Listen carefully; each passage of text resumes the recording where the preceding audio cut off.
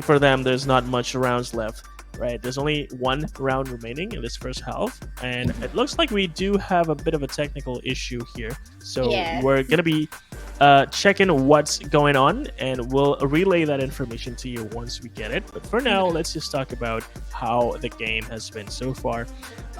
So yeah, I think we should be throwing this back to the panel soon. Yeah, So, but what like, I mean, yeah. I just would like to, add a little bit of a point here, because I feel like the reason for Bren, just having a little bit of a tone down with the first few minutes or first few rounds of the game is basically, I feel like it's just about positioning wise. Like, because their position, they were working on the flanks. They were trying to get the members of Rising Hope from the behind, knowing. But I don't think that they actually have an awareness that the entry points were quite open. But you know what, Sleepy? I guess it's time to see what our panelists think about it. All right. What do you guys think about it?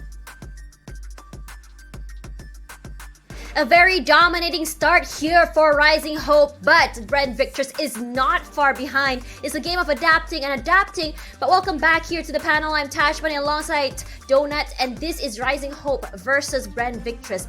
Now, what's really interesting about this first particular match is that this is Rising Hope's map, and the fact that they chose the attack side first as opposed to defense, which is more biased to the map, is sending waves or even a statement right now.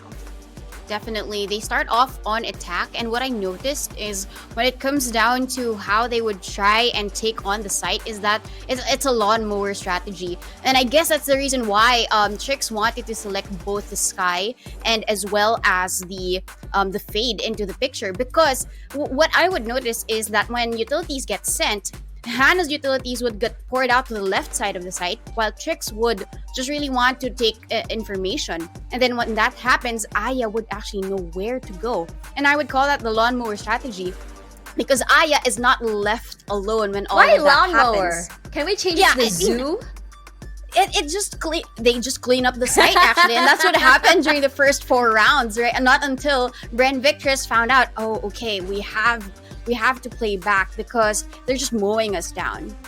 Yeah, the change in strategy has been very phenomenal for Bren Victress. They do manage to take 2 to 3 rounds in a row, but let's talk about the adaptability of Rising Hope. The fact that they're on attack and able to adapt a lot in the rounds just speaks volumes about what the team is able to experience, and I would say how they decide to look at the perspective of Bren Victress.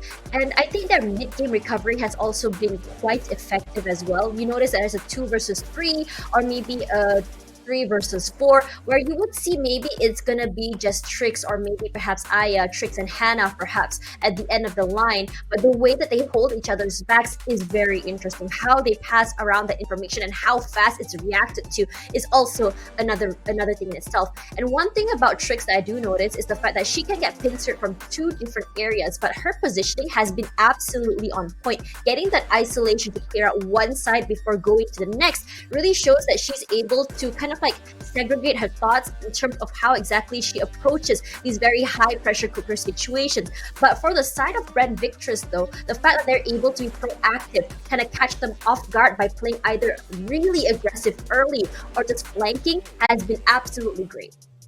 Yeah, definitely. When it comes down to the reaction, it wasn't just about